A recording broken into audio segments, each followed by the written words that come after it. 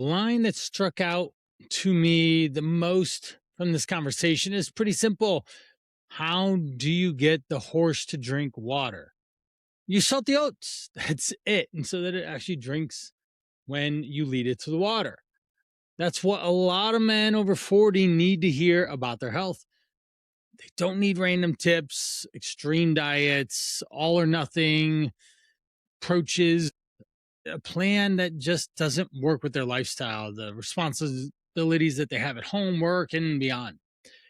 But what they do need is an honest approach that helps them focus on what not taking care of themselves is actually costing them. And that's what we're going to be talking about in this conversation on Driven for Health, episode 114. You're going to hear my conversation I had with Uncle Marv on the Unhealthy podcast.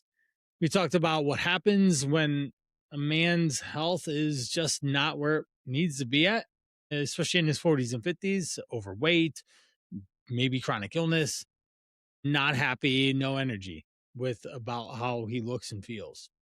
We go through the core four, nutrition, movement, and what middle gear mentality means. It's a common thing that I share a lot for people. The question I want you to think about during this episode is this: what is the next best thing you can do for your health journey right now? And that's just part of what I call my AIM framework, my AIM principle, so that you can make sure that you move toward the direction that you need for yourself. Hello, friends. Welcome back to the Unhealthy Podcast. I'm your host, Uncle Marv, the show where we talk about those healthy and unhealthy things that we just can't seem to fix on our own. Today, we're talking about something a lot of us quietly struggle with: staying healthy while we're responsible for everything else: business, family, life, specifically us men. And this is actually a situation where I am right in the segment, the target audience for our guest. My guest today is Coach Brian Parana, founder of The Call to Rise, a fat loss and lifestyle empowerment program for busy men over 40. Brian, you actually put an emphasis here on especially husbands and fathers who feel like their health has slipped while life got busy. So, first of all, welcome to the show. Thanks for having me, Uncle Marv. And second, why would you put that emphasis on husbands and men who have let their lives slip away? Well, I myself am a husband, I'm a father, and I'm a man. I'm 43 years young, and this decade seems a little bit different than other decades of my life. The 20s, the beginning of my 20s, how far do I need to run today? That was the hardest question that I had to answer for half of it. Yeah. Then I got into business in the later 20s, and then the 30s was felt really good with business. Certainly, there's different iterations of how I present myself in terms of being a personal trainer or a gym owner. Then I shifted into online coaching. And now moving into my 40s, wow, life is accelerating and the responsibilities are stacking up even faster. And goodness gracious, it's in that's why focusing on 40 plus has really shifted my thinking, my target audience, because I am that person. If I were to not pay as much attention to my health, that's something that I've just prioritized. It's what I do for a living. So it's a congruency, right? I have to look good and feel good and look the part so I can coach other guys to look and feel their part of the healthiest, best version of themselves. All right. So let me start with a couple of basic questions. First of all, were you an athlete growing up? Yes, I've always been an athlete. I've always been in motion. Okay, but Golf. does that mean like sports in school, high school? Did you play football, run track, anything like that? Yeah, let's break it down quickly. So, played baseball when I was in youth, and Okay. I was kind of afraid of the ball. So, I never wanted to go up and swing the bat in a sense. I always wanted to hit the home run, but I didn't want to get hit with the ball. Right.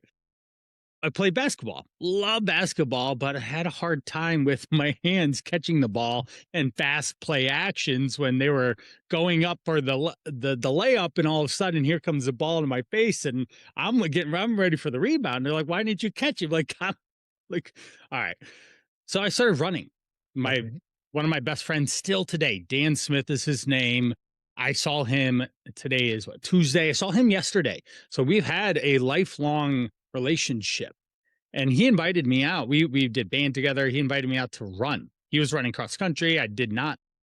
I had no interest in running, but in track, he said, "Hey, let's come run track with me." I said, "Okay." And then that changed. So I did running. I got into running throughout high school, then into college. I ran at college at the University of Akron. I shifted into endurance, long distance marathons. That transitioned into triathlons, which then I started having kids and realized I didn't have time to train for hours all the time. That shifted in as a personal trainer, really wanted to be the best that I could be for my clients. So that shifted into CrossFit and gym ownership, which then shifted into walking and lifting weights in my 30s. And now at 43, my 16-year-old Levi, he ran the Akron Marathon last year, and he challenged me to the Akron Marathon this year. So I am getting my body, my Oh, 53-year-old body with a 25-year-old brain, a start to do some challenge. marathon training and get endurance sports and activity back in my life. So Okay. there it All is. right. Well, I will let the audience know. I've said before I was an athlete. Most people never hear the full story. So football, basketball, track, Yep. all throughout my junior high, high school years. Almost played in college. Okay. That's how good or how not good I was, depending on how you look at it. But did continue to play basketball recreationally, but not your typical, rec league, gym run. I Okay. found guys that either played ball in college, high level. So I played with them all the way up until age 48, Wow. until I said, I'm guarding a 24-year-old, a dude half my age. What am I doing? Right. And I said, that's it. I'm done. Right. And I've always said when I was done with sports, I would just walk away. Kind of like what I've done in other areas of my life. You know, I have a season. When that season's over, I'm done. I don't look back and wonder what could have been. You played that one out pretty far. People quit after high school. So well Uh, done. so I get the, always an athlete stuff. And I did play through my 40s and I felt the difference Of course. in my body. Probably not like other 40-year-olds who are not as active. But I imagine that for a lot of them, it's not that it's abrupt, because I think most of us, as we go through life, things are gradual. You Uh, don't just wake up one day and it's like, oh, my body doesn't function like it used to. It's like, you know, a year ago I could do this. 5 years ago I could do this. When you're meeting the guys in their 40s, how do they explain to you their changes? exactly that. They identify with a high school athlete.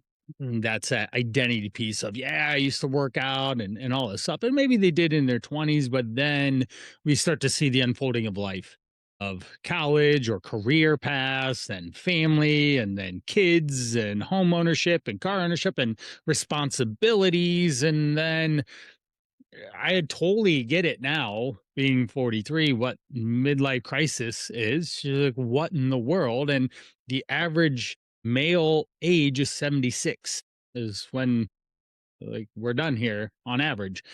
She's like, holy cow, what's going on? And if, especially in those last, that 30, 35 to 45 ish, and things aren't going well, and like health wise or any other, I can see why you have this abrupt want to change something, because you realize, okay, I might be 40, 50, 70% done with this life, and I need to take some action. And that, I mean, I think of that a lot now. And I told you what I thought when I was 20. How far am I going to run today? Yeah, yeah. So, okay, I just had another question pop in my head, so forgive me for Oh, sticking no, on let's this do it. point. So if I had met you at 48 or 49 or even 50, You're just now 43. The question becomes, okay, you probably haven't experienced all the things in the 40s that a lot of us others have. How do you respond to that? Well, I've been coaching people for since 2002, Okay. standing in front of them, talking to them. And my personal training job, when I first got into it, I was at a higher end club in the area, and I exclusively did personal training, and that created, there's a level of capability to be able to afford personal training once, two, three times a week. So I was working with 30, 40, 50-year-old business professionals, male, female, and talking with them every single week, had relationships with them, and I understood what they were going through, and then how do I help this person? So the whether I'm 43, I don't think it really matters because I've my oldest client was 84, and Wow. I've worked with young, old, healthy, sick, chronically ill people who know a lot about this, who don't, who think they're busy, who are busy, who that they own businesses, they are stay at home. It doesn't matter. All walk healthy, chronic illness, diabetes. Somebody had one kidney, one lung. Like there's so many brain cancer, all sorts of these things. So the experience factor here is very high. Okay. All right. So now we can ease back here. Now, I assume that your target has always been men in general. Not necessarily. I'd say the Okay. majority of my career, it's been 60-40. 60/40. Okay. So everything I've been reading about you lately has all been, men over 40. Yes. So is that something that you're shifting in Yes. targeting only, or is it just like a core and you're still doing the other stuff? Well, if you were to go to brianparana.com, you'll see two things. I have a one-to-one program, and then I have the Call to Rise, which is my men's group, a 100-day program. And they serve a little bit different functions. Of one's a one-to-one, and the men's is more of a men's group, but it's 100-day, and there's still a significant amount of one-on-one opportunity in there. But it's the container is that you're going to be around other men that are going through the same challenges that you are, because they literally every single guy in there's having basically the same problems. So if you can be inspired and motivated because this person did the thing that they're supposed to do today, then oh shoot, I should be able to go do that thing. And so we can lean on that natural competitiveness of men. We can lean into that drive of wanting to be, alpha in a sense, but not like overly masculine or whatever. But ultimately having that legacy of being a healthy person. I want to be remembered as my four kids. My dad was always healthy, fit, made great choices, still had ice cream with us, but we did so many fond memories of my father being in my life. Okay. So I do want to do a quick clarification here. So I did mention Call to Rise, and that's the website that I was going to reference in the link there. First thing I want to tell people is don't just go look for Call to Rise, because if you go to the YouTube channel, it's going to come up to a rock band from the Netherlands. So I will have the link in there. It is thecalltorise.com. And your other site, brianparana.com, which I did not look at before, basically says I help overweight entrepreneurs and business leaders overcome poor health situations through science backed coaching methods. So we'll have the link to both of those in the show notes. All right. So now let's get to the I guess the starting point, Yeah. because there are several listeners to my show I know that they are in that range, 30s, 40s, 50s, who are, you know, let's just say 20-ish pounds, more than they want to be or what they should be. They look back and they're like, man, if I could just turn the clock back 10 to 15 years, a lot of what you talk about is just the natural course of life. We get busy with work, we get busy with family, and there's only so much time in a day. Right. But as guys come to you and get to the real root of what's going on, what are some of the common things that you hear beyond those life things? Right. Well, we'll certainly say that everyone I've ever worked with is BUSY, capital B, capital U, capital S, capital Y. Right? They're busy, right? So that is a context of it's all relevant and relative to their own life. But some of the other challenges that they're having is their own health. 20 pounds overweight can put you into that category of being significantly more likely of chronic illness, diabetes, high cholesterol, high blood pressure. Those are cardiovascular heart disease type things. And not a single person wants to be a walking heart attack or a diabetic and have to measure their blood sugar levels every day or poke themselves with needles for insulin or whatnot. Not fun. And so those are some of the challenges there. They have the genetic and hereditary issues that might be going on with however their father was. A gentleman I spoke with even yesterday, his father was over 400 plus pounds. And so there's this huge identity piece and this nuance around how his father took care of himself and how he should. But he was 260 pounds at 5'9". He's too heavy. So, and he's already been under 200 since COVID, but then he gained it back because a multitude of other reasons of the one day that this thing happened. And that was the turning point that he did an about face from where he was at 195 and started marching his way back up to 260. And there's so many different life demands that came up in this gentleman's world. You've got kids. There's gentlemen in my program, there's 2 of them right now that their teenage boys are giving them a run for their money and putting up a lot more challenge. Fortunately for me, my kids are generally pretty good. They get good grades. They're active in sports and activities and all these things. And I haven't had to experience, say, some of those challenges, but that parent father factor is definitely there. And to help to take care of, in my house there's 15 relationships that I'm managing in a sense with all my family members there. So those are some of the things, and then we got business stresses that come on. And the I'm sure I know you're dealing with it with IT is the incredibly rapid rate of expansion with AI. Yeah, how can you keep up? Yeah, Right? And as you can't. humans, we really can't. We're not adept to be able to do that. And it's life in plaid. If we've ever seen the movie Spaceballs, and most guys could raise their hand to that, but we're going in plaid speed, not light speed, but plaid speed. And so those are big challenges that are showing up in men's lives, or maybe even a relationship with their partner, spouse isn't as good as it could be in a sense. And it can all circle back to their health not being a focal point of taking care of themselves first to be able to take care of all those other responsibilities in a sense. Yep, it's a lot, and life moves fast, as Ferris Bueller would say. Um, going through that. So now let's get to the core, because a lot of what you talk about isn't much different in terms of simplicity, the way we understand stuff. Yeah, move more, eat less, but there's a little more to it than that. You talk about the fact that men over 40, of course, can, lose fat, reclaim energy. And then you talk about the levers that matter most. And I guess it's four, Yeah. four tiers that you talk about.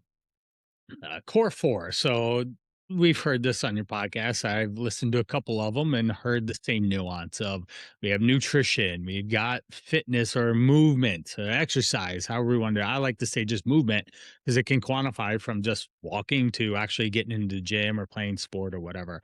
We've got hydration and sleep. Those are the core four that I see on a regular basis. And there's systems and processes that are individualized to every single person, but the general protocol is built around science backed information that gets distilled and implemented into the easiest way possible for that person.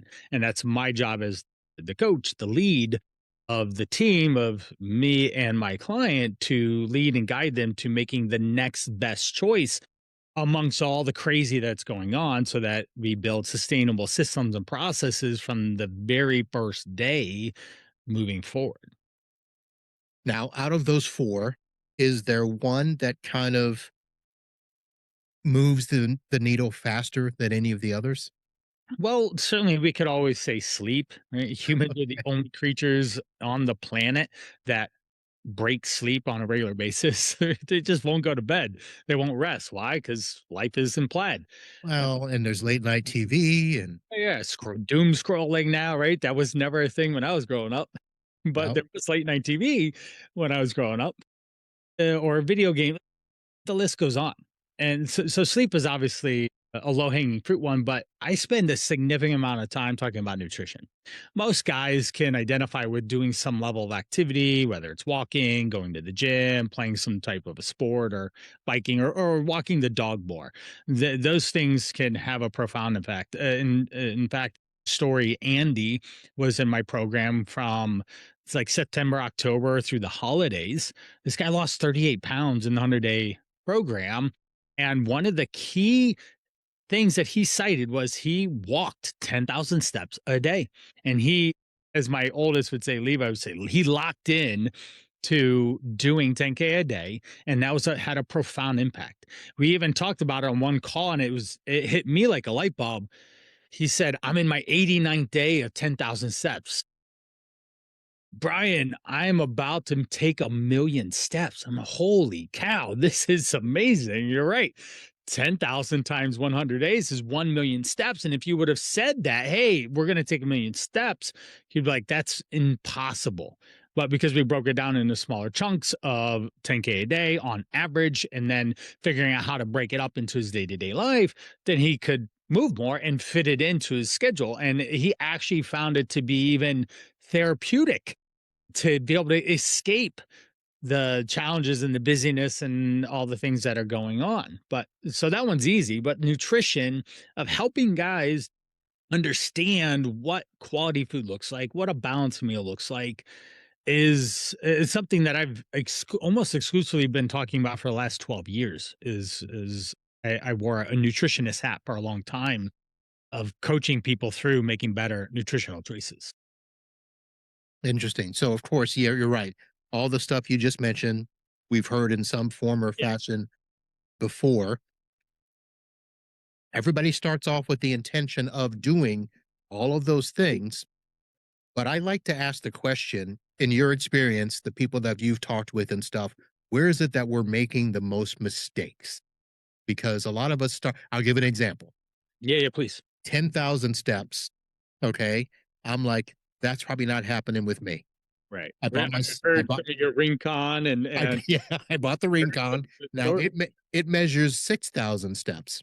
on And I'm average. like, all right, I'll start with that. Yeah. There are days that I hit it and days that I don't. Now, I didn't put a goal to myself, so I don't have, Right. 100 days that I'm, shooting towards and stuff. But I imagine that if I did, there would be a day that I wouldn't hit those steps. Now, me, I would probably push on and, make it happen. But I Yeah. know a lot of people, they hit that first failure and they're done.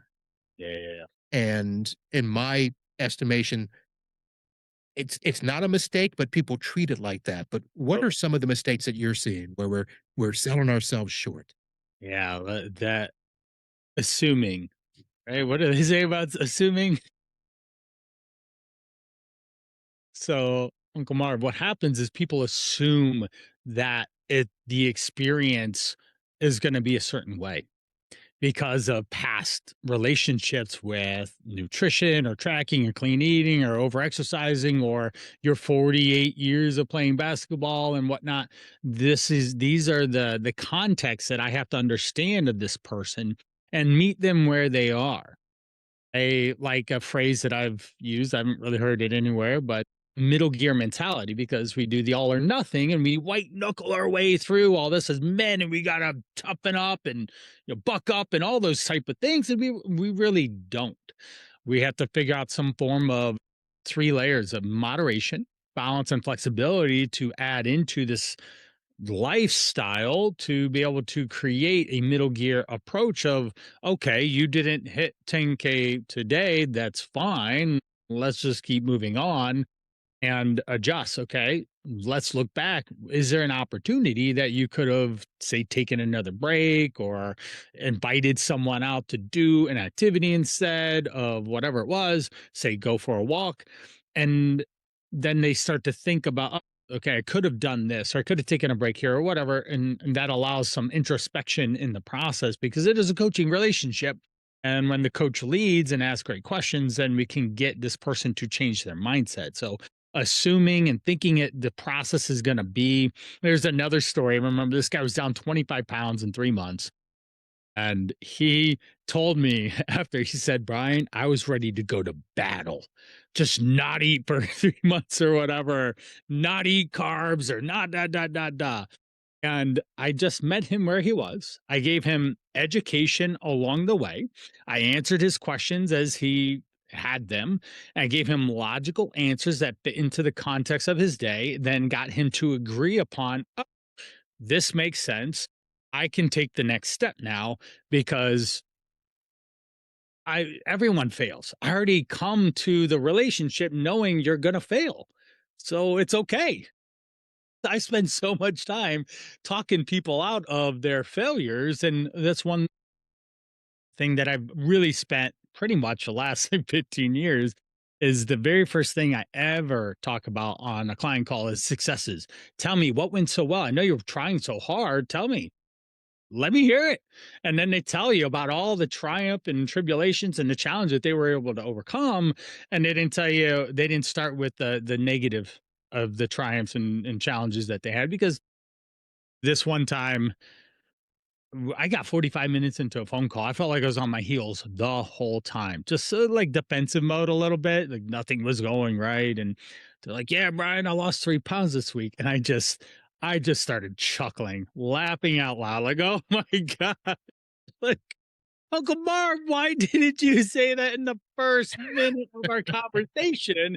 Because I would have had such a different context to our conversation. So whatever you just said for the last 45 minutes, I'm dumping it out my ear here because it doesn't make any sense that you shared all the, yes, that's live, but you are winning. Good job." And so it totally Mm, changed the rest of the call.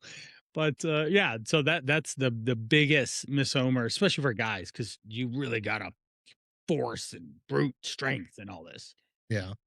Well, and I was going to ask you the question about, being realistic about things like timelines and all of that stuff, because everything we see and hear now in terms of commercialized products is lose X in X number of days. And, take this pill, eat what you want, lose, 10 pounds and all of that stuff. And I think that our mentality has kind of, you know, been commercialized as well as to, well, this is what's supposed to happen. If it doesn't, we freak out and stuff. So how do you deal with the realistic side of time frames and results? Oftentimes, people have already come to me of having lost the whatever pounds in the first week or three, and then totally flopped and gained more weight back. I see that on a regular basis. Even the gentleman I talked to yesterday, he was he was 250, got down to 195. Now he's 267. He's not in a good spot, right? He needs to take some action or things will Can I get. can I ask what time frame that was? That Was was throughout, say, he got down there. COVID was the motivator. So that actually motivated him to take action. He okay. just lost a bunch of weight in the COVID time. So that was over the last 5 years where he lost the weight and then regained it back. And here we are. So that was the general timeline. Okay. We're about, Gotcha. he lost it and he gained it back. I was gonna say if that was it within a year, that was huge. Yeah, that would be a massive, what happened to you, man? Like, were That's you a like ill? Like said, yeah. did you have a tapeworm or something? That's What's a going on? naked and afraid type story is what that is. Yeah, right, right. Mm, So what happens is that guys come in and with the expectation has to be set. Hey, 1 to 2 pounds a week is sustainable. Three is amazing. Four or more is overreaching. We're doing something weird. Certainly in the first week, maybe we could get a 4 pound weight loss. Yay, you lost some extra water and muscle glycogen because you're in a calorie deficit. Woohoo.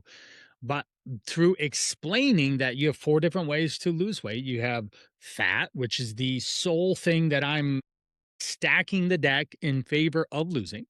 You have glycogen, they're intertwined.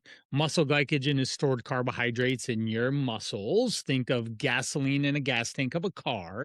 It's your go energy. And when you deplete your gas, when you drive the car around and you use the gas up, then the car weighs less when the tank is empty.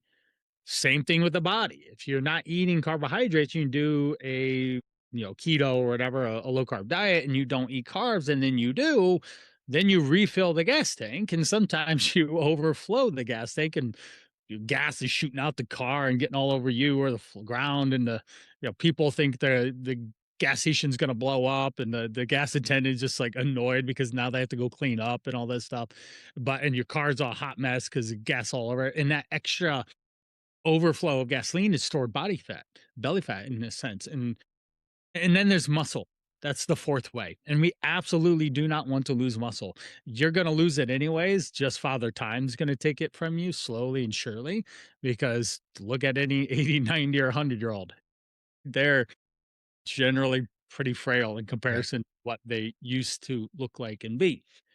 So we want to protect muscle as much as possible. So we have to be in an appropriate calorie deficit to target fat by using nutrition, exercise, sleep, water, time management, stress management, capacity or tools in our toolbox to maximize that. And I don't want someone losing water. I do not want someone burning up muscle glycogen because they'll just have no energy.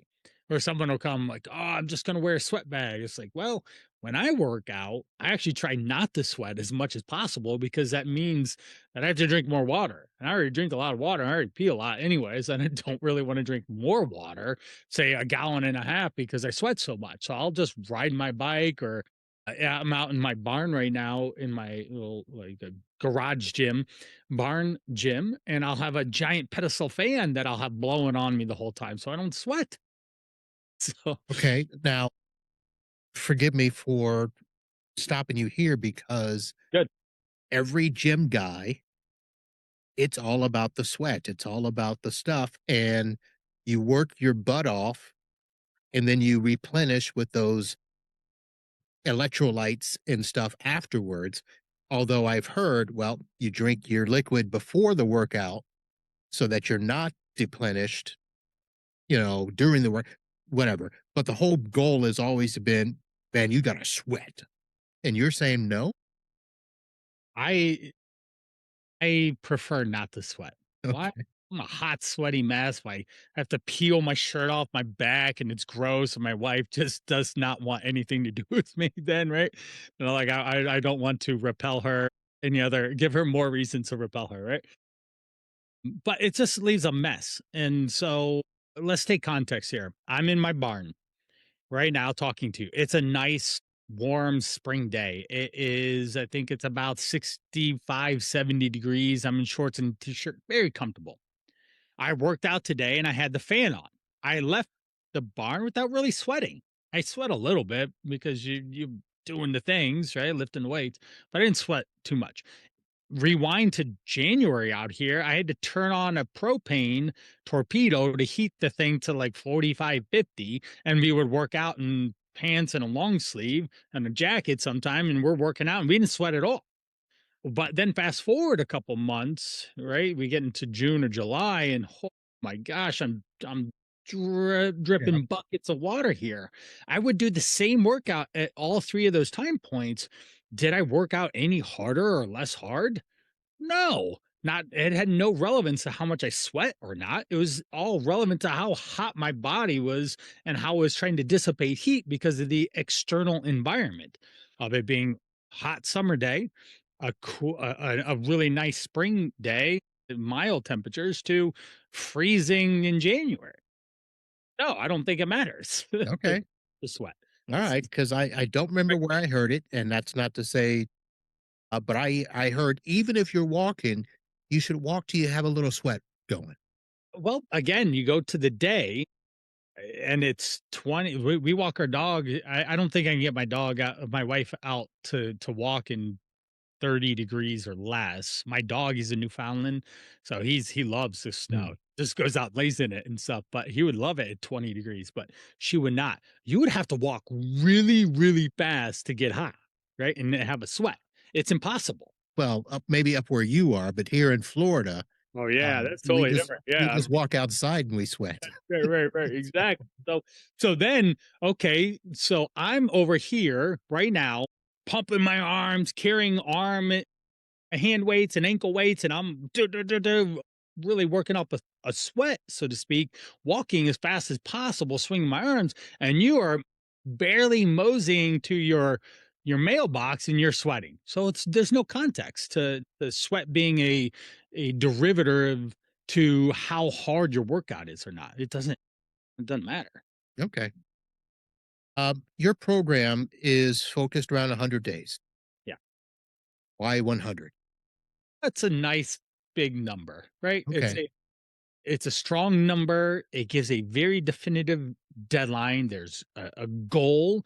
It gives us 16-ish weeks, 15 and a half or so weeks to be able to accomplish something. We can make some massive changes in lifestyle, behavior, systems and processes and all these things that we've heard on your podcast before around nutrition, around fitness, around lifestyle, time management, stress management to allow this person to develop into a better identity of who they want to be in 100 days. Now, will that solve everyone's problem?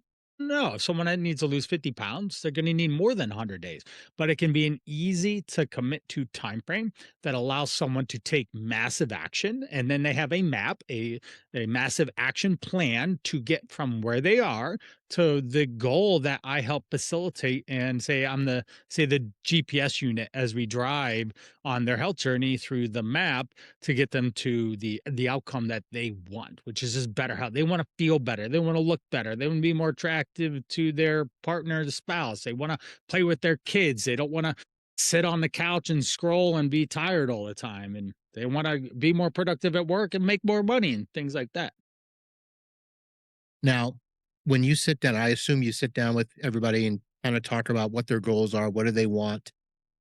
Your program talks about losing 20 to 30 pounds in that 100 days. For some people, it's probably just, I just want to get rid of my belly fat. Oh, I just totally. want to look better in clothes. Do you have programs that you can structure just around those types of things? Or is it pretty much the same program with a little bit of variance? Well, everything is highly customized to the individual Okay. because every single person is different. I could have Uncle Marv here and then Marv here, and you guys are basically living a similar life, but you're individual. Like this version of Uncle Marv might have some stressors or so like on some of the other podcasts you had some dietary concerns of maybe allergies to food, and this person has just basic time management issues. They waste a lot of time that they could be more proactive at taking better care of themselves, Right. whether being better at food preparation or moving their body more or drinking more water or whatever, taking breaks in the day. So it has to be highly individualized and custom to every single person. But the general flow is we're using science, then we're going to break it down into the easiest, most explainable way that they say, this makes a lot of sense. I can do that because I need to get them to agree to doing the thing. And usually, if someone shows up on my doorstep, they're already fed up to a certain degree of, I, I didn't recognize who's standing next to my wife in the family picture, or I went into the business meeting and my suit button wouldn't fit. It wouldn't button because it's my belly had grown a little bit, or I had no energy to show up at a confident manner when I was talking to my team, or it's like a thousand different reasons why someone finally comes. I went to the doctor and they told me I had to go on medicine and I didn't want to. There's so many different I couldn't play with my kids because I was so tired at the end of the day, or they wore me out 5 minutes in and I had to sit down and take a break because I felt like my hamstring was getting a cramp or something. And I couldn't chase them around anymore. So we have to get them to have unfortunately humans don't take action until there's a big precipitous something that makes them take action, Right. but then they usually come and they're ready. So then it's a lot. more of an agreeable situation that I can work with them. So in that same vein, I want to just focus in on one segment. So I'm in IT. I'm not as bad as some of the executives that I Mhm. see who are more busy than I am. Right. Go, go, go. They travel. They're on planes all the time, in hotels. How much, because those are the type of people that I would imagine that they get to that point where they're like, I'm gonna fix it because of whatever reason. But usually they come to you or they show up someplace. It's like half desperation mode and then half executive mode, if that makes sense. Into where I want to get this fixed, but I got to be able to do it within my own, structure. How does that work? Because a lot of times I hear that, as in you got to make the time. You got to make the time. It's hard for executives to make the time, at least from what I've seen. Describe how that works. Yeah. With that, say even there's a wide variety of different gentlemen in the program right now. One guy, he's down 15 pounds. He's traveled 3 to 4 times, gone flight across the US in a sense to go for 3 to 4 days.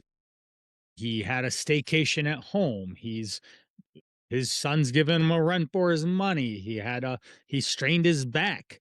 And this was all in the last 2 months. But he's still down 15 pounds. I have another gentleman that I have to ask him where he is whenever we talk to each other because he moves so much. He's in a C-suite level position. He has a home base. A home is Kansas City. He's got a second home in Florida.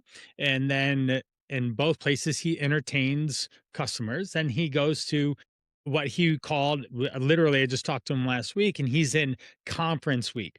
His sole job at this conference is not presenting, not listening in. He's going after the conferences are over to schmooze and network with their customers and clients and buy them drinks and entertain them.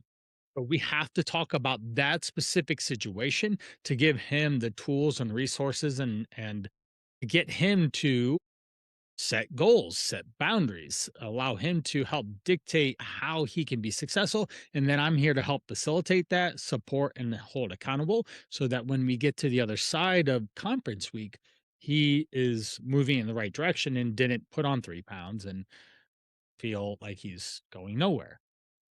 So Uh, it varies. Literally, every single person's subtly different. I have another guy that's in a program. He lives in Cleveland and he never leaves. He just has a normal job and he just does a 9 to 5. And but then I have another guy that originally was in Boston, and then he flew out to San Francisco or San Diego area. He's on the West Coast, and he's getting deployed because he's in the army, and they're flying him over and to deploy him in September. So he's going through trainings and such. mm, So wildly different. There's four different guys that are wildly different schedules and different seasons of life that I have to individualize their experience while still using the basic, hey, can we eat better? Can we move more? Can I get you to drink more water? Can I get you to sleep more? right. So Now, I don't know how far back this will go, but I know that at some point you were running gyms. yeah, that was about 2010 to 2015. Okay. Now, running a gym, you see people physically. Yep. Every time they come in, you probably have a set schedule you can see. Nowadays, with doing stuff online, telling me you're talking to people that are flying around the country and doing stuff. So I imagine that you may never see these people in person. Never. No. The majority of people I've worked with for the last 12 plus years, I haven't seen them in person. And I would say there's only a handful, like less than 10 people I've ever seen that I actually worked with.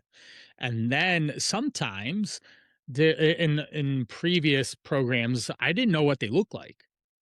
I have Mm, no idea what they look like because they would never share pictures of themselves, which is interesting. sounds pretty wild. Well, But here yeah. You got to see what you're working with. Yeah, one would imply that, right? But you say this was a relationship and we've never met or talked to each other. Somehow we cross paths. You crossed my path. You knocked on my door, my my shop, my business, and you knocked on the door and you came in and said, "Hey, how you doing, Uncle Marv?" And then we strike up a conversation and you say, "Oh, this sounds great. You look like you know what you're doing, and I see all the experience and the knowledge, and you sound the part, you look the part, because they know what I look like, but I wouldn't know what you look like because I was just talking to you on the phone. And the only way that I could ever get to be able to know what you look like is if you sent me a picture." Well, some people definitely do not want to do that. They Mm. feel secure. There's a whole tons of different reasons why they wouldn't want to share a picture of themselves, right? Most of the time it's in just like a bathing suit type thing, right? And they're really revealed and they're varying levels of self-esteem and confidence and all that stuff. But if we talked every week, Uncle Marv, would you tell me if we were having success or not? Or would you just totally lie about it? Like, man, I lost 10 pounds, but you're over here, you gained 10 pounds. There's no way that you gave me money and you've been working with me for weeks and you would just be lying through your teeth saying that you gained weight for weeks on end and not tell me that you had challenges and problems, because humans default to negative. They'll definitely tell you if things aren't working right. And that's why I go back to that story of feeling like I was on my heels 45 minutes in, and then they say they lost 3 pounds. And I just laughed off the whole conversation and said, "Oh my gosh, you're doing so well. How about we rewind and unroll all what you said and look at the positives here?" Because people will tell you. And so that's how I've been able to I literally have listened to thousands of conversations. So I hear the words they say, the language they use, the tonality of their language, the speed of it, what they're doing. Sometimes I had a guy that I talked to today, he was running while we talked. Cool, man. You're out getting your movement in. Awesome. Let's talk. Whereas other people are driving or some to have distractions in the background Yeah. or what, or they're in the office. Oh, hold on, Brian. I need to go to the office meeting to have a private conversation with you or whatever. So like through the power of listening, now my clients, you'll get a good chuckle out of this. My clients say I listen really well. My wife, she disagrees with that statement. I have those same conversations. So Um, I have, for the majority of my online career, I have not seen the people, but they will be wildly, they'll share about their successes and testimonials and all sorts of different things. okay. Yeah, one place where I found them, I have hundreds of 5-star reviews, people showering me with compliments of Brian was so supportive.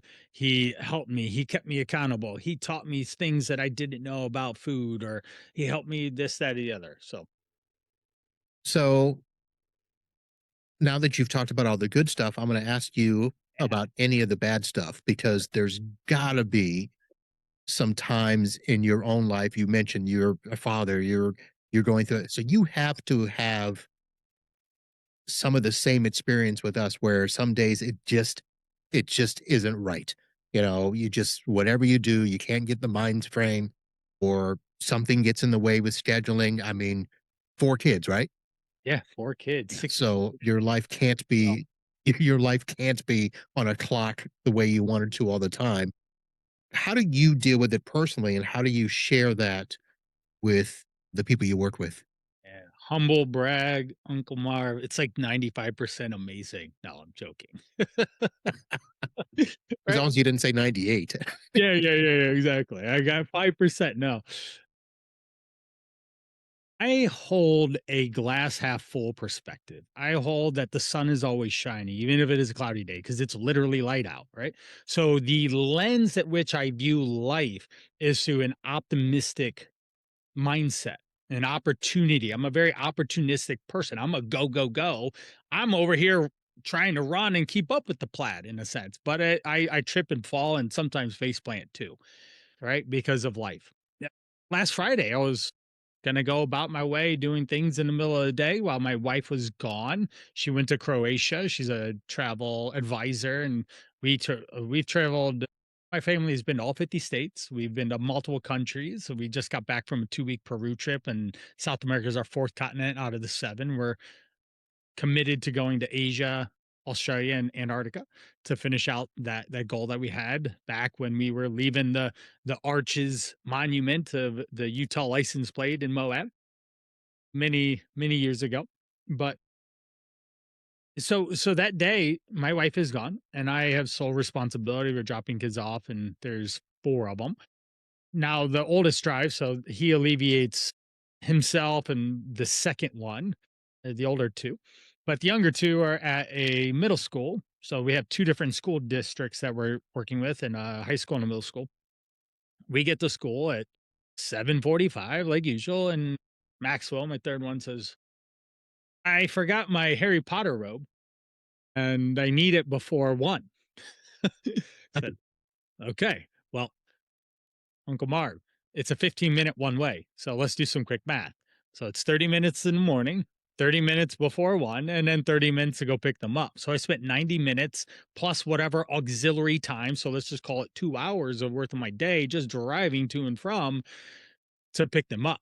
And that was a day that I wanted to be super productive in the business or this, that, or the other. And so like that's just one, say, time management challenge or stress management issue that I had there. And there are other times where, hey, my wife and I do a pretty fair job of equally splitting, say, dinner.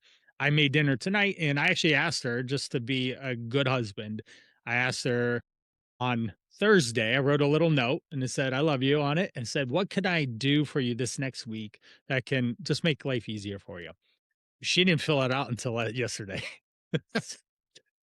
I was like, I was wondering if she was even gonna fill it out at all, if she even saw it. It was pretty blatant. It was like literally on her computer that I put it there. And this is like the first time that I've done something like this. So I'm not gonna say I do this all the time or write love notes to my wife, even though I should, right? We all know we should do those things. And I just try and go out of my way because she's, mom of four and mom, and the she's got a lot going on. So I was like, all right, what's one thing? So food. So this week I'm gonna take over dinner. So I had to do that today. So that was very inconvenient to my work life or anything else of being productive there. So that's a mental strain on me of being a productive business guy, but I have to do my job there. But so go back to dinner, there'll be plenty of times where I see on the counter what dinner is, and I'm planning that in my day. And then all of a sudden to get a text, "Call in pizza and get it here in 20 minutes." All right. So this is what we're doing for dinner tonight. But this is real life. This is the challenges and frustrations of the things of whether my business is going really well or not so good, or my kids are juggling any range of their emotions going through their teenage years, or someone gets sick, or any of these things. It highly inconvenience me in my life. But being a father, being a husband, and being a strong provider mentality, I need to shift my focus and support my family at the expense of the other prerogatives that I have, or priorities that I have in my life. So I'll have some nights I'm like, wow, those kids, man, they give me a run for my money. Is there a beer around? Can I get a beer or two or something here? Yeah. Or, like, it all happens, but I guess the context is that I am living real life, and I have prioritized my health, and I've been very successful with it. I've been in a 5 pound weight range for decades. Basically, I literally stepped on the scale the other day. I was 1 pound less than I was in 2019. Was the last time I stepped on the scale, was like a week ago. That's not too bad. And I've been to a lot of places and done a lot of things and had a lot of meals that I didn't cook myself, or it wasn't chicken, broccoli, and rice. So I'm living this experience while maintaining a healthy, energetic lifestyle, looking and feeling pretty much the way I want to.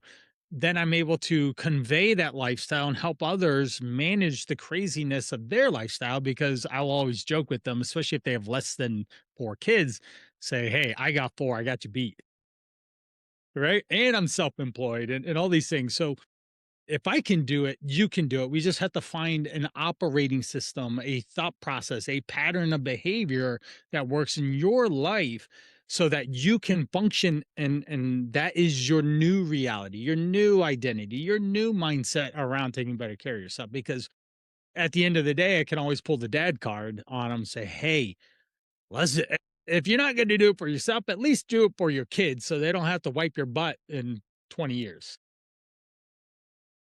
Wow, that was a visual I didn't really want to see. Well, hey, if I can say something and that can then, oh my gosh, he's right. If I continue on the trajectory, go back to the gentleman I talked to yesterday, 5'9", 260. His father was over 400 pounds. His kids will be wiping his butt in a Yeah, sense in 20 years. Like that's a reality it that is. happen. It is a And reality. uh,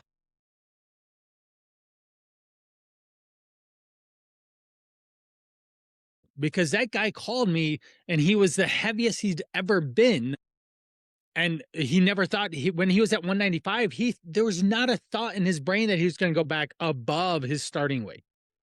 Right. Oh yeah, So I yeah. have to say these things out loud to people to get them to of dude, it can get a way worse if you don't take action or something. So saying something like that, or I'll speak in analogies and stories and circles and squares and whatever I need to help to be impactful for them to take action. Okay. All right.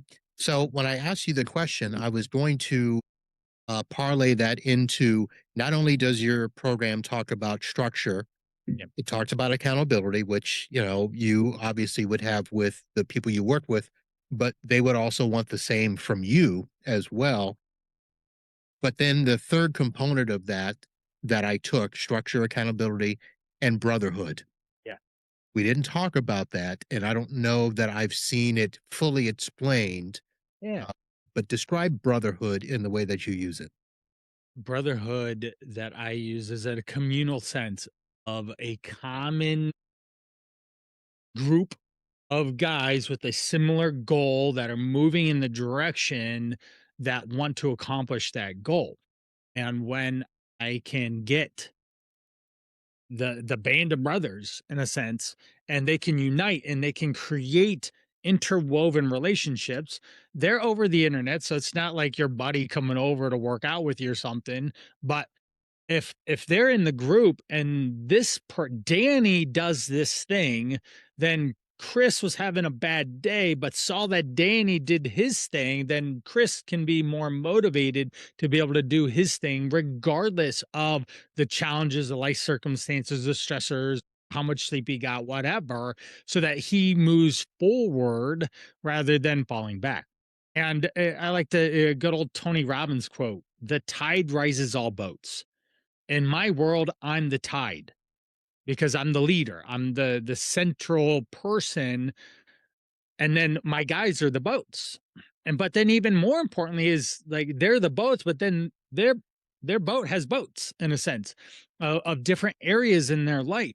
So if someone comes works with me, I am going to do my absolute best to impact him on a significant amount of different ways. Not just look better or feel better, but have a closer relationship with those around you. Let's be more productive at work. I had one guy, he lost 13 pounds, and this was just in the very beginning of the first, say, 6 to 8 weeks of working together. He lost 13 pounds. He was confident and motivated enough to go look for another job. He got a lateral position, same job title, different company, 65K more a year. Who wouldn't take that, right? He's doing the same job, but he's making bank in a sense for that position. Relationship. I literally have a guy now, John, he said, "Hey, huge thank you. My wife, who was my ex-wife for a couple years, is now back in my life because he, John, chose to improve upon himself, and I was the tide in a sense, and I was able to impact and we co-wrote, right? Because he's the one doing it. I'm just guiding, but we co-authored the experience to John being a better version of himself and re-attracted his ex-wife back to becoming his wife, and they're living together and they have kids together. And so this is a really good thing. And John's like, holy cow, I am never letting this go again, Mm. because he lived the other lifestyle of being a bachelor and having a dating relationship. And he's like, this is not it. And he was so grateful to have that. So if I'm the tide and I have this expectation on myself to provide for the guys that I work with or anyone I've ever worked with to create a better lifestyle because they take better care of themselves, a better impact in multiple different ways, that is incredibly important to me. And one of the underlying reasons why I do what I do is to come in and facilitate some transformation that can then result into something bigger. Right. Nice. I was going to ask you a downer question, but I'm not because I want to end us on a good note.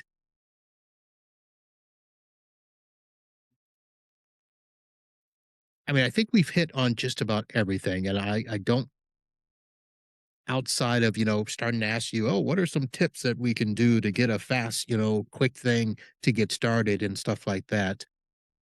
What's probably the one thing that if somebody's just listening, Yeah. kicking the tires or whatever they're doing, they know they should do something, but for some reason they're not. What is one thing that you would love to say to, push them over the edge to make them take action? Right. Number one, no matter what, consistently moving in the direction that you want to go in with any area of your life is going to create the best opportunity for that outcome to happen, right? Whether it's in business or like you've been in your IT business for a long time and you've achieved a level of success and notoriety and reputation and all that because you just kept doing the thing. I've been doing this for 23 years. So I have been successful at being able to do that because I've just done it long enough or taking care of myself, whatever. But there's no tip or trick, but I would leave a question for you to think about listening into this. Is this simple question that I ask and frame for people to think about is what's the next best thing I can do that will put myself in a better position for my health? It's that simple because if someone comes to me, we go back to that example that the gentleman I talked to yesterday, 267 pounds, he's made a million decisions that have landed him where he's at throughout his course of his life, right? And he's been influenced on so many different ways of marketing and his father and his mother and like all sorts of things that have gotten him there. So it's going to take a little bit of time to turn that ship around and get it back to say that 195, but doing it in a way that he can actually sustain it and not just fall up again because life happened.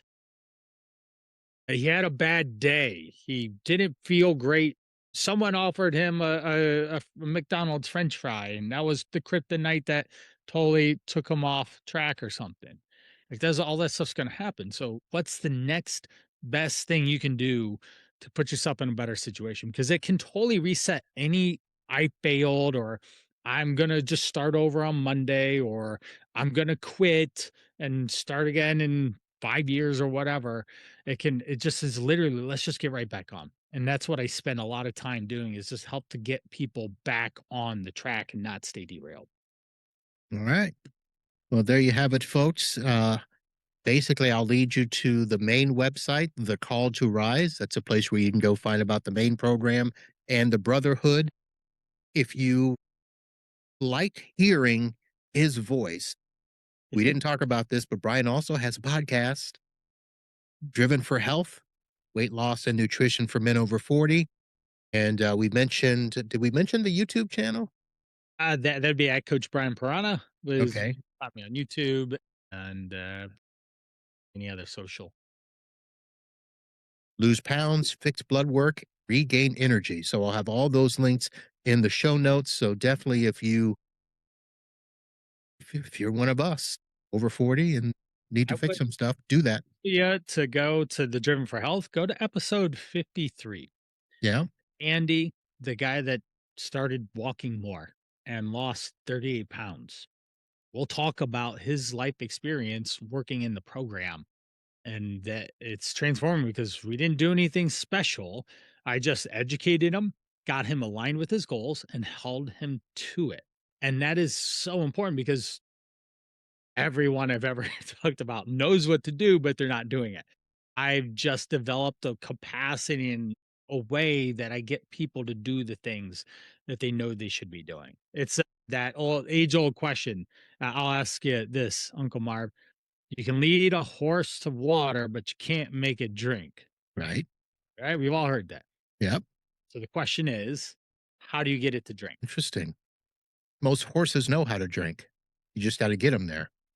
Well, they No. say it's really stubborn and it won't ever drink. Every time you take it to the water, just try and put its head down there and it just like whatever, man. I'm not drinking, right? I'm way stronger than you are.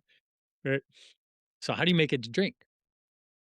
That's a good. I do not know that answer. Okay. The simple answer is that you salt the oats that it eats before you take it to the water source. Oh, So you when make it it's thirsty. there, it's thirsty. So, for example, in your situation of being so active for so many years and then you stopped, and now you're like, yeah, maybe I should do something. I'm looking for opportunities to salt the oats so that you are self-inclined to move more, to drink more water, to do some the low-hanging fruit first, and then we build in more complexity into it. Can I get you to eat an apple because you haven't had a piece of fruit in a week? Can I have you to do a second helping of vegetables at dinner tonight and maybe a little less starch, something like that? Can we pack a lunch tomorrow instead of just defaulting to go buy fast food or something? And so then you're like, okay, I can do that. And so we start to salt the oats, and then you go do it and you feel confident, more energized, and all this stuff. So there you go. That's how I how I do it. All right. The oats. Well, I'll give you a little bit of insight. All right. So even though I did stop at 48 and got to the point where I'm like, ooh, so I have made the switch. We talked before the show. I got the ring on Right. my finger that gives me a little information that I can use. We've redone the diet. Yep. So no programs, but just simply went about finding different foods and a lot of salads at lunch. Well, Some and salads. salad, I would say this too. Yeah. Salads can be what I would perceive as you saying salad is vegetables on a bed of leafy greens. Yeah. This it's a big salad. I don't want to get people wrong. It's not some little side salad, that we do. This is a big healthy salad. It's got some tuna in there, vegetables, you know. So it's pretty and it's easy because my house is 1,000 feet in that direction. So, Okay. my wife works with me so she can go home, make lunch, we do dinner, all that stuff. So, Wonderful. and With salad, we can have it a number of different ways. It could just be, say, chopped tomato, and cucumber. It doesn't have to be on a giant bed of greens or something. So there can be salad in a lot of different ways. So then we change the perception or perspective of like, oh, I could do it like this instead. And maybe that's a lot more enjoyable than you feeling like you're a rabbit every day trying to eat a salad at lunch, as an example. Now, if you go listen to episode 53 of Driven for Your Health podcast with Andy, he lost 38 pounds and he did not eat vegetables. no, No, he flat out says it in there. And I tried all sorts of different ways. I tried to salt the oats 1,000 different ways. It was a running joke in the group when he was in there. He didn't eat vegetables. I mean, occasional carrots here and there, but he did not eat vegetables the whole time and he lost that much. And I checked in with him months later and he's like, dude, I'm still down in the 5 pound weight range. Why? Because we talked about the science of nutrition and there's calories are the most important. Then we prioritize protein and fibrous foods to stay full. He did eat fruit and then he limited his calories and he tracks some of the time, but then half the time he didn't. And he committed to walking. And we found the easiest way for him to be able to not only lose weight, but be able to keep it off and do it at repetition. So if you're over there thinking, I have to eat a salad every day at lunch, I would say, if you enjoy that, cool. If not, maybe a couple days a week, but let's find an alternative in there that gets you adequate amounts of protein, a reasonable amount of calories, say 500 calories, and then fills you up until dinner. And then you're like, if I do it that way, then that makes a lot more sense for me. And then you can still lose weight in a sense to facilitate the changes that you want and the goals that you want for yourself. Energy and all that. I said that not to have you critique my No, I method. wasn't. I was just using it as a coaching. Yeah. So I mean, you could eat salads all the time. I don't care if it works for you. Then great. But also, let's look at other opportunities. So someone listening in, because that's the thing that they assume. Oh, I have to eat chicken, broccoli, and rice on repeat to be successful, and that's just not true. Yeah, No, I'm I've not ever doing that. done that on repeat. No, not doing A that. lot of different foods. So All right, so I'm gonna go in here. You see me with my phone. I'm going into Mark episode 53. I actually so when I went to your podcast, I don't know which one I started with, but the last one was Ep 99, the artificial sweeteners, oh yeah, and the next one in my playlist, Ep 100, where your yeah. special guest interviews you. Yeah, I that was so much fun. I thought of it. I was like, "Oh my gosh, this would be such a good idea." So Emmeline, my 10-year-old, we got a number of questions together, and she just asked me fun questions. And if you watch the video, it's even funnier because she's sitting here dancing around, and then she just abruptly takes the microphone from my hand. I had such a blast with that episode. So Nice. So if there's anything, folks, is go listen to or watch the 100th Driven for Health episode with his special guest. That should be pretty good. it's All right. a little bit of Brian. Let's get away from the science and the nutrition or the mindset, blah blah blah. Get to know Brian a little bit more. That's the point of the episode. All right. Well, Brian, thank you very much. I think this has been fantastic. Yes, I appreciate the time, energy. I hope the people listening in got a lot of value and will take action. Remember, people, what's the next best thing you can do for your health, and that can spur on the shift and the change and transformation that you need to look and feel way better, way different in the next 5 to 10 years of your life. Yeah. So listen to what Brian said. I guess I'm not going to do a closing or call to action. That'll be it. And go listen to episode 100 and then 53 or 53, then 100, either way. And let them know what you think. So that's going to do it, folks. We'll have all the links in the show notes for all the ways you can get in touch with Brian. Brian, thanks again for being here. And for everyone listening, if this hits home, don't just nod along. Take one thing from today, put it into action, and just start that movement, like you said. So until next time, live healthy and be happy. Right. That wraps up my conversation with Uncle Marv. The point I want you to take with you is pretty simple. Your health changes when your next decision lines up with the direction you say you want to go and move in that direction. So, for one guy, it could literally just mean taking more walks, even especially around, say, meal times. For another means packing healthy lunch that they can eat on a consistent basis instead of just grabbing whatever they end up getting introduced to in the day, or someone says, "Hey, let's eat this." For another guy means getting to bed early. You should set an alarm to go to bed so that you actually have time to get to sleep and feel better, and you're not wrecked the next day with low energy and making bad choices. Pick the move that works best in your life, and let's repeat it again tomorrow and the day after. A good example is episode 53 with Andy. He lost 38 pounds in the Call to Rise 100-Day Fat Loss Challenge. Simple, easy, realistic plan that was built for him. And that's what's important. Better food choices, daily walking. He had very specific targets because these are the things that we talked about inside the program so he could have amazing results. And his story was really awesome anyway. So listen into it. Episode 53. Now, if you're looking for help on your own plan, I have a health hot seat for guests on my podcast here.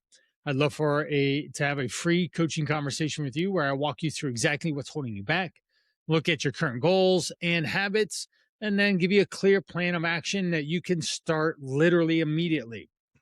The goal is to help you lose weight or improve your energy, be more consistent with your habits and behaviors, get away from boring, restricted meal plans, spending hours in the gym, and improving your blood panels, all sorts of different things there.